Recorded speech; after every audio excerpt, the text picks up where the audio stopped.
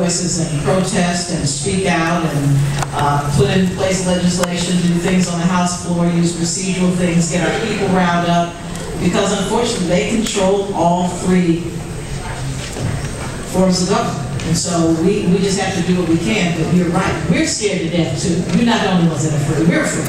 The fundamentals of our nation. The fundamentals of our democracy.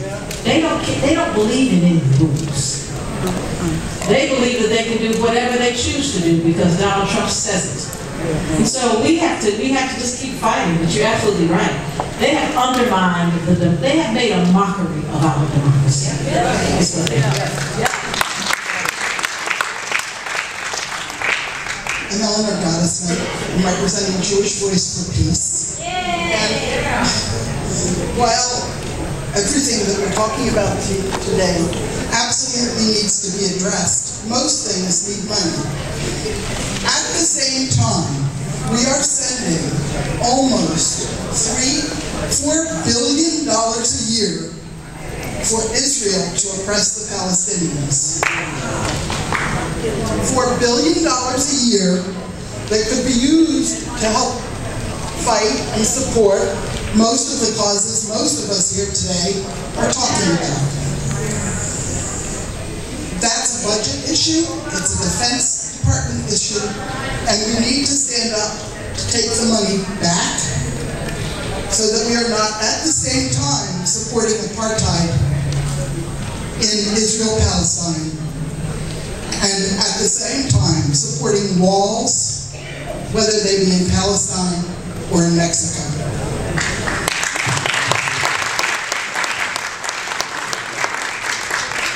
I think foreign aid is a strong issue, but and it may not be, we may not agree with what Israel does with the money all the time, but I believe foreign aid is important for many countries, and I don't think that we should say there should be no foreign aid. I think that there should be, because there are lots of countries that we give foreign aid to, in addition to. Thank you, Congresswoman Fudge. Jeremy Kusi from South Eagle, frequent commenter on agriculture and sustainability issues. Our group, Omega Fats Action Network, works for the healthy fats and for heart health. And I was wondering if you're privy as your leadership on the Agriculture Committee, if you're aware of the agribusiness hazard, the Roundup herbicide. This has been scientifically linked now through research at Ohio University, Ohio Northern University, that it may have some role in leaching of phosphorus from the soil, so it would be contributing to the nutrients that are making the algae blooms worse. We know that's a big statewide bipartisan priority is the phosphorus runoff. And are you prepared to get certain questions like this asked for the confirmation of the new Agriculture Secretary, or press the EPA, or offer more guidance to farmers on more sustainable practices? I am, but just last week, the Agriculture Committee voice voted, allowing certain pesticides to be used near waterways. Last week, was it last week? 2 weeks ago. So understand what we're dealing with.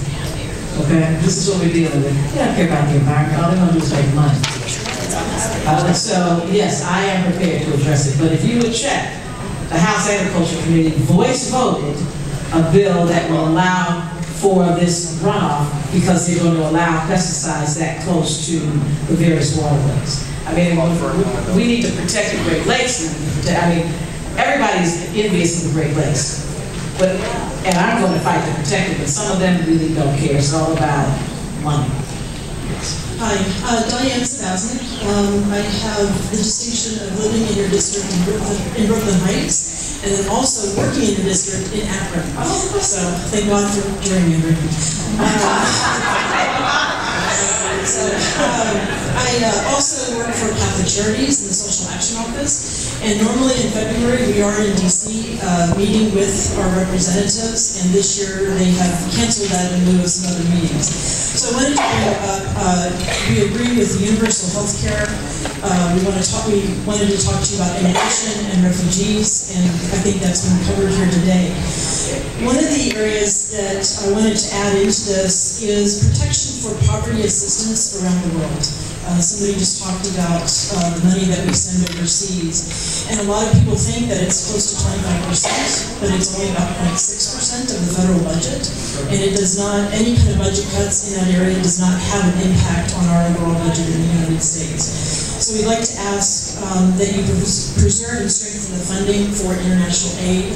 I went recently to Kenya with Catholic Relief Services and saw the benefits of the international aid that we're providing around the world in terms of nutrition programs for children and mothers, water projects that are bringing clean water to communities that have to walk miles to get clean water. And then we also ask that you would support the Green Climate Fund.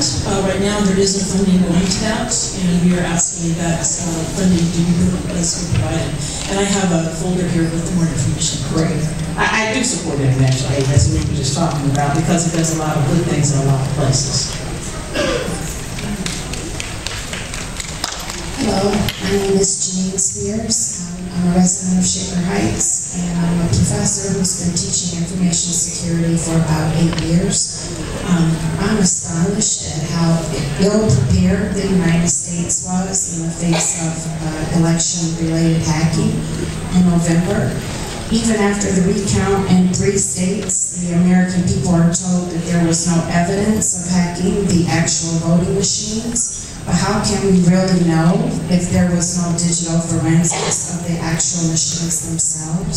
So as we talk about concern about increased voter suppression with Trump's claim of the 3 to 5 million illegal votes, this is a prime opportunity for us to also put on the table that there could have been 3 to 5 million votes that were in some way discounted from hacking, but we will never know if the federal government does not have the rights to be able to question states. So my question is this even on the radar of the Democratic Party or just the Congress in general, and where are we with electronic voting? Yeah, it is on the radar, because even though the current administration doesn't want it on the radar, but it is on the radar, because what they've now done is try to do away with the election commission. So we won't even look into it. You go ahead. Yeah, they did away a few weeks ago, without much fanfare, they completely abolished the Election Administration Commission, which was the only federal agency that was looking at the security of our voting machines, and they totally did away with it. So we have really no one checking on the safety and security of those machines anymore. It's a sad state of affairs, but that is the honest truth. And because they don't want to. They want to be sure that if they want to disenfranchise someone, that there's nobody watching them. So we're going to have to do it on a state-by-state basis, basically. So we're just going to have to make sure that in 18 we put the right person in the Secretary of State and the State of Congress. You're right, we are on the case. Right. Hi, Congresswoman. My name is Catherine. I want to thank you for the Cleveland Seasonal High Tunnel Project and creating healthy access to food in urban communities. I also want to thank you for the annual educational program that you have hosted.